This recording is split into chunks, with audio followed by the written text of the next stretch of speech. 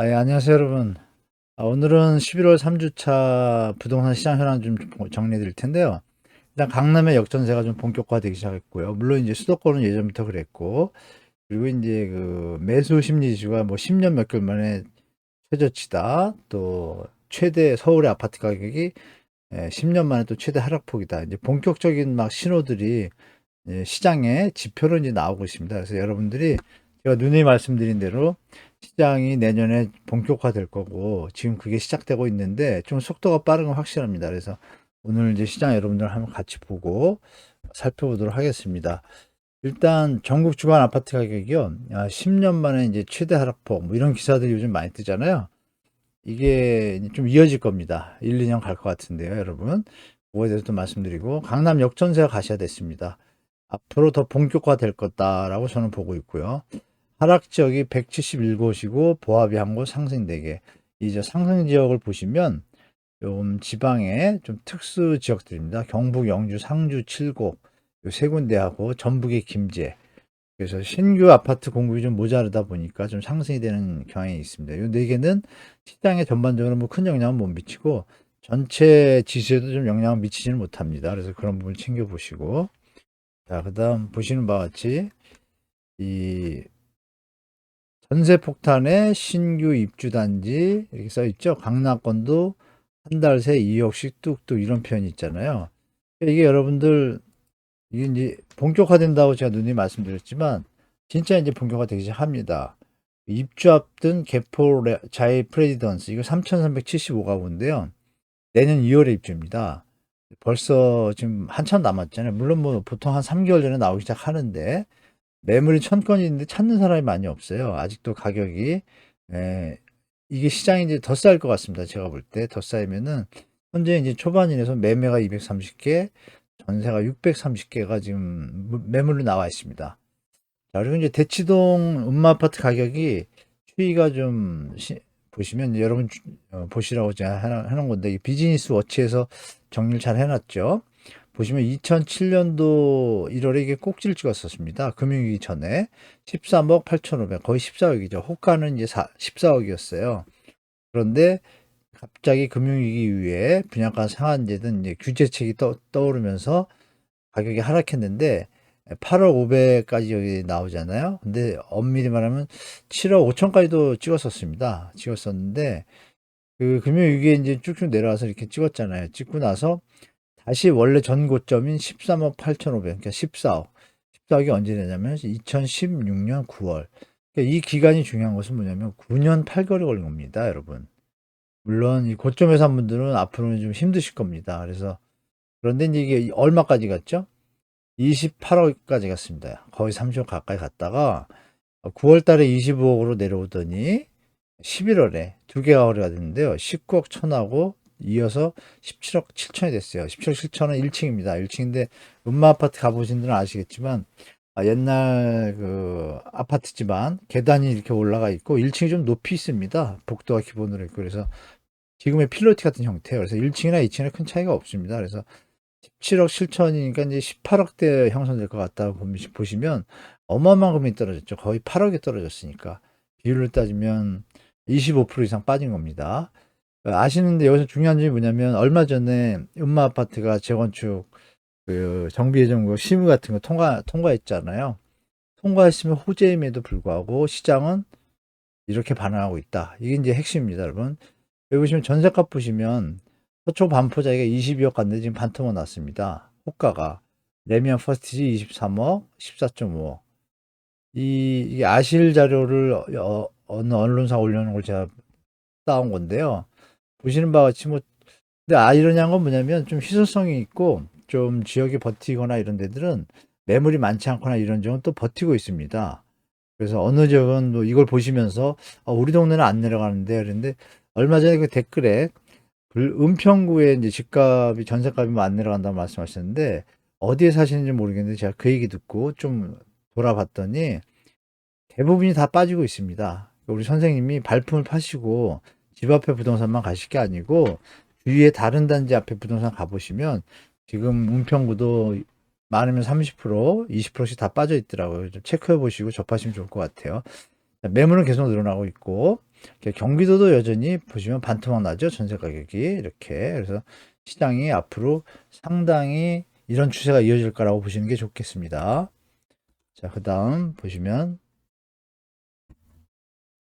자, 이 제가 이제 대치동 음마 가격 그림하고 여기 보시면 상일동 고덕 아르테오 여기 단지가 커서 좋거든요. 입주한 지 얼마 안 되고 잠실동 잠실 엘스 이건 좀 오래됐죠. 고덕보다는 상계동 상계중은 이건 더 오래됐죠. 이거 재건축 단지고 이 두 개는 재건축 단지예요.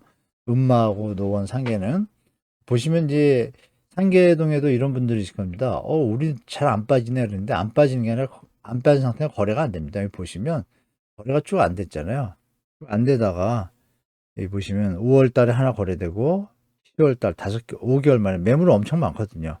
그러니까 낮아야 거래가 된다. 이렇게 보시면 될 것 같아요. 그죠, 여러분? 비싼 거는 이제 안 사는 겁니다. 수요자들이. 그러니 잠실 헬스가 이제 보시면 27억까지 뭐 갔던 아파트인데 최고가 27억까지 샀는데 지금 뭐 22억, 22억, 19억, 19억, 19억, 19억, 19억대에서 거래가 많이 돼요. 조만간에 이제 여기 보시면 잠깐 끊기죠. 11월에 하나고 10월에 좀 팔리고 9월에 하나고 이렇게 좀 팔렸잖아요. 그럼 이게 이제 안 받쳐주면 제가 볼 땐 18억대도 이제 빠질 것 같습니다. 앞에 제가 알기로는 그 또 이 엘리트라 그래서 엘스, 리센치, 트리지움 그리고 레이크 팰리스라고 또 옆에 있는데 그쪽에서 이제 어느 단지는 17억까지 내려간 게 거래가 됐습니다. 물론 저층이긴 하지만 여하튼 전체적인 추세는 예전에 지금 보시면 이게 2020년이에요. 다들 2020년 가격으로 일단 돌아갔습니다. 일단은 이제 그 뒤가 문제인데 앞으로가 이제 문제겠죠, 여러분. 앞으로 시장을 잘 보시기 바라고 전세 가격도 만만치 않습니다. 자, 그리고 이제 요즘 뭐 매매 가격 하락폭이 역대 최저치다 이런 기사가 나오는데 그런 기사 별도로 제가 여러분들한테 좀 이거 보시면 좋을 것 같아서 서울특별시의 이제 매수 우위 지수 흐름입니다. 제가 서울만 줄여서 죄송한데 다음 시간에는 이제 지방 광역시하고 경기도 일대 이렇게 좀 자료를 좀 올려드리도록 하겠습니다. 여기 보면 이렇게 써 있는데요. 이 그림에서 보시면 이게 2008년 금융위기 때입니다. 딱 깎여져. 이 매수 우위수가 16.46이라 나오잖아요. 이건 뭐냐면 100이면은 찾는 사람이 5명이면 파는 사람도 5명 이렇게 대등한 관계고 100을 넘으면 찾는 사람이 더 많은 거예요. 100 이하면 찾는 사람이 적다는 얘기겠죠. 근데 많이 적죠. 시장이 죽는 상태. 거래 절벽이죠. 이때도 2012년도에. 여기서 보실 게 뭐냐면 위기가 있고 나서 잠시 반등을 했다가 80까지 다시 올라가죠. 매수 지수가 반등을 했다가 다시 이제 꺾였다가 요 기간이 깁니다. 이렇게 보시면 2009년에서 최소 4년 정도는 가고 회복하는데 완벽하게 회복하려면 100을 넘어야 되는데 상승 여기까지 따지면 15년이니까 한 5, 6년 이때 갔죠. 근데 여기서 이제 우리가 주의할 게 뭐냐면 이렇게 올라갈 때 이유가 뭐냐면 보시면 여기 써놨잖아요. 제가 2013년에 여기부터 이제 살짝 오르잖아요. 전세 대출을 박근혜 정부에서 이제 2억에서 3억으로 확대를 합니다. 이게 이제 처음에 시작을 했고 또 LTV를 또 완화해 줬죠. 주택담보대출. 그러니까 당연히 여력이 높아지게 되니까 대출이 많아지니까 주택 가격에 이제 상방 압력이 작용을 하는 건 당연한 거고. 그런데 이제 여기서 다시 이제 꺾기 시작합니다. 잠시 가계부채 때문에 약간 꺾었다가 여기서 갑자기 올라가잖아요. 여기 올라갈 때 보면 이게 이제 결정타였죠. 3억에서 5억. 대출을 너무 많이 해줬습니다. 갑자기. 그리고 이때 주택담보대출을 더 풀어주고 풀로 갔다가 잠시 꺾입니다. 왜냐하면 가계부채가 위험하다는 뉴스가 막 나오기 시작해요. 그래서 바로 이때 가계부채 종합관리 방안을 또 다시 냅니다. 박근혜 정부에서. 그러고 나서 다시 한번 그 여력이 올라가죠. 올라가고 대통령 선거 후에 잠시 빠졌다가 대책이 명료하지 않으니까 뭐 수요 공급 이런 이론이 좀 부족하다 보니까 사실은 공급이 충분하지 않았는데 물론 이때 시작했어도 공급이 되지는 않았지만 정책 방향에 대해서 좀 미온적이고 임대주택 사업자 제도가 이때 던졌죠. 그러면서 이제 또 폭등을 하죠. 그래서 또 대책을 던지고 또 폭등하고 이거는 임대차 3법 여기서 쭉 내려옵니다. 여기 강력한 대책이 있었죠. 12, 16 대책. 이때 내려왔다가 다시 타고 올라갑니다. 그리고 여기부터는 코로나 고금리고 20년 이때 7월에 여기 내려왔다가 임대차 3법이 조금 촉매제가 됐죠. 그래서 계속 좀 유지하다가 지금 이렇게 여기는 뭐 대선 이슈 때 잠깐 올랐고 이제 쭉 빠지고 있습니다. 이 수치가 보시면 이 바닥 전이에요. 이 정도예요. 그때가 2011년이거든요. 11년에서 13년, 2년은 갔잖아요. 2년은 좀 생각하셔라라고 제가 말씀드린 게 그 이유입니다. 3주 차인데 이렇게 요점이고 보시면 되고, 자, 위가 잘못됐네요. 자, 이거는 제목은 제가 못 고쳤었는데 밑에만 보십시다. 보시면 지금 요번 주입니다. 11월 3주차 제가 해놨죠? 마이너스 0.47 전국이 하락폭이 확대가 됐습니다.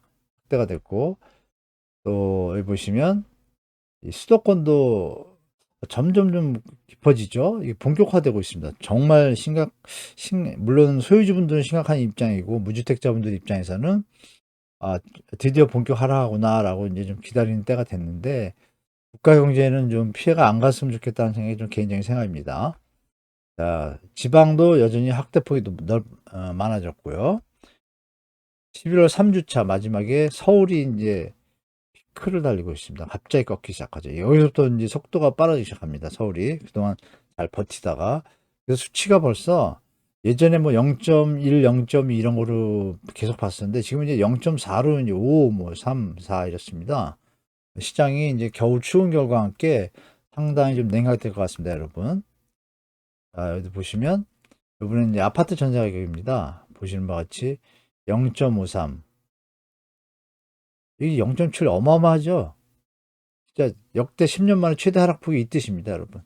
하락폭이 정말 커지고 있습니다. 그래서 이게 조금은 당분간 갈 것 같아요, 여러분. 당분간. 왜 또 며칠 있으면 또 금리가 올리지 않습니까? 또 12월에 또 미국이 또 금리를 올려요. 이게 이제 누적돼서 이제 시장에 본격적으로 나타날 것 같습니다, 여러분. 자, 그리고 광역시도 마찬가지입니다. 광역시도 지금 보시는 바와 같이 이렇게 하락폭이 점점 확대되고 있습니다. 우리 시청자 여러분들께서, 구독자 여러분께서 제가 이렇게 추이를 그려 보여드리잖아요. 그 흐름이라는 걸 보시면 시장에 대처하는 느낌이 오셔요. 매주 바쁘시니까 저희 구독자분들은 이렇게 보시고 흐름을 보시고, 제가 중간에 한 번 한 번씩 좀 자주 올려드려야 되는데 죄송합니다. 제가 좀 요 방학 들어가면 좀 여유가 있을 때는 좀 열심히 올리도록 하겠습니다. 자, 0.-0.46 대전, 울산 뭐 할 거 없이 하락폭이 드디어 본격화됩니다. 그러니까 심리입니다. 이제 부동산은 심리도 작용을 하는데, 물론 실물 경제도 기본이지만 거기서 이제 심리가 받쳐주면 어느 정도 견조하게 이어가는데, 심리가 꺾이면 그냥 시장에 이제 직격탄으로 나타납니다. 정확하게 지표로. 보시는 바와 같이 인천은 제가 누님 말씀드린 것 같이 앞으로 커질 거다 그랬는데 커지고 있죠. 심하게. 그리고 여기 보시는 바와 같이 광주가 그동안 버텼는데 이제 광주도 드디어 이제 본격적으로 하락하는 라인에 다 들어왔죠. 광주가 그동안 여기 보시면 강세를 보이다가 이게 이제 심리적으로 버티던 건데 시장에서 이제 심리가 완전히 돌아서는 때가 있습니다. 그때가 이제 꺾인 거죠. 광주도 다 꺾였습니다. 그래서 이제 본격적으로 진행된다 보시면 되고, 광역시에 이제 전세 가격이 중요하죠. 전세 가격이 버티면 매매 가격도 버틸 텐데, 전세 가격의 흐름 보십시오. 지금 인천 상당히 좀 급하게 내려왔고, 부산도 드디어 이제 본격적으로 내려오는 모양새를 취하고 있습니다. 자, 또 대구, 광주, 대전, 울산 다 공이 상태들이 이게 하락이 본격화되는 그림을 다 보여주고 있잖아요. 그래서 우리 구독자 여러분께서는 당분간은 이렇게 경제 사이클에 맞춰서 지금은 침체기구나, 당분간은 이런 시대라고 생각하셔야 되고, 집이 좀 많으신 분들은 지금도 늦지 않았습니다. 무리하게 들고 가시는 것보다는 좀 많으시면 뭐 5개다 그러면 한두 개 처리하셔서 유동성을 확보하셔서 대처하시는 게 더 현명하다고 저는 개인적으로 보고 있고, 또 집이 2개인데 레버리지를 많이 받으셨다 그러면 그것도 좀 계산을 잘 하셔서 대처하시는 게 좋을 것 같고요. 무주택자분들은 조급하실 필요 없는 상황인 것 같습니다. 제가 여러 데이터들을 지금 정리해 보고 있는데, 다음 주 중에 중간에 제가 그 역대 경제 위기를 한번 정리해 가지고 말씀을 드릴게요. 그걸 보시면 요즘 지금 뭐 바닥이 언제냐 이런 얘기 자꾸 나오잖아요. 규제 완화하고. 근데 이제 심리가 꺾이면 규제 하나가 나와도 이렇게 쉽게 시장이 바뀌질 않습니다. 근데 그런 거에 대해서 정리된 게 좀 많이 없어서 제가 바닥 아는 법보다는 바닥이 언제쯤 되는지 평균적인 그 경제 위기 때마다 상황에 대해서 좀 말씀드리겠습니다. 그건 미리 좀 알려드렸는데 죄송합니다. 저 정리해서 보내드리고요. 자, 서울 보면 서초, 강남, 송파, 용산 매매 가격입니다. 다 하락폭이 커졌습니다. 드디어 서초도 많이 버티다가 0.3으로 푹 내려왔죠. 강남도 마찬가지고. 송파는 점점 매물이 너무 많아요, 송파가. 송파가 좀 단독적이고, 노원하고 좀 송파가 눈에 띄죠, 여러분? 노원하고 송파가 갭 투자한 분들이 좀 많이 왔습니다. 그래서 이렇게 많이 내려오는 거고요. 다른 거는 거기에 비해서 덜한 건데, 이제 용산도 보면 드디어 이제 쭉 강세를 좀 보이다가 용산 집무실 이전 호재가 있었지만 가만히 내용을 들여다보니까 별거 없거든요. 호재라는 게. 그럼 마이너스 0.8로 이제 꺾였잖아요. 이게 이제 다음 주 또 꺾이면 용산도 다 이 추세에 맞춰서 갈 거다. 이렇게 보시는 게 좋을 것 같습니다. 자, 전세 가격이 중요하죠, 여러분. 전세 가격이 안 받쳐주면 주택 가격은 내려가게 되어 있습니다. 정부에서 전세 대출 확대를 박근혜나 이명박 정부 때처럼 풀 수도 있는데요. 지금 금리가 너무 부담되는 수준이라서 당분간은 이거 시장에 뭐 전혀 반응 안 할 것 같습니다. 요새 이제 수요자들이 좀 스마트해지셔가지고 쉽게 이렇게 이제 그 유혹당하지 않거든요. 이미 한번 겪었잖아요. 영끌의 어떤 아픔들을 지금 보고 계시고 서초, 강남, 송파 쭉 보십시오. 하락폭이 드디어 본격화되는 겁니다. 서초는 그러면 다음 주, 다다음 주부터 겨울에 가면은 주택 가격이 본격적으로 하락될 겁니다. 이렇게 전세 가격이 급하게 빠진 걸 보면. 송파는 그동안 많이 빠졌죠. 많이 빠져서 제가 볼 때는 조금은 견조하게 갈 것 같아요. 이 라인에서. 횡보할 것 같다는 생각이 듭니다. 그래서 여기 조금 구부러질 것 같고. 다들 보면은 하락폭이 다 커졌습니다. 특히 마포도 보시면 마포고 용산이 폭이 이제 점점 마포는 갑자기 늘어났죠. 입주 물량이 조금 있는 걸로 제가 알고 있는데 자, 여기 보시면 이제 전세 가격들이 다 0.12라는 수치는 이제 없습니다. 당분간 0.45 막 이런데요. 특수한 경우를 빼고는 이게 제가 볼 때는 한두 달 가지 않을까. 최소 겨울, 내년 봄까지. 그 봄 이사철 되면 조금 이제 행보하겠지만 제가 볼 때는 이거 본격적으로 이제 들어간다 이렇게 보시면 되겠습니다. 자, 이렇게 이게 최근 저 뉴스인데요. 이제 어제 CNBC입니다. 보시면 이제 여기 완 패밀리의 이제 집인데 이제 단독주택하고 이제 아파트나 콘도 같은 이제 빌딩 마켓 이런 건데 다 하락했습니다. 이렇게 하락하고 여기 보시면 21% 정도 이쪽 빌딩 마켓은 22% 다운됐습니다. 드디어 본격적으로 하락하면서 가격은 4.2% 10월 달에 비해서 그림들이 이제 하락하는 분위기를 다 보이고 있잖아요. 아유, 저 뒤에 그림이 있는데 자, 이렇게 보시고 그러니까 미국도 지금 시장이 만만치 않습니다, 여러분. 그래서 여러분들이 생각하실 건 뭐냐면 미국 시장이 그 지금 제가 이제 일주일마다 조금씩 2주나 한 번씩 올려드릴 텐데 다음에는 영국 부동산 시장도 마찬가지로 호주하고 이런 나라들도 다 지금 금리를 다 올렸거든요. 전 세계가 이거 지금 거의 비슷한 추세입니다.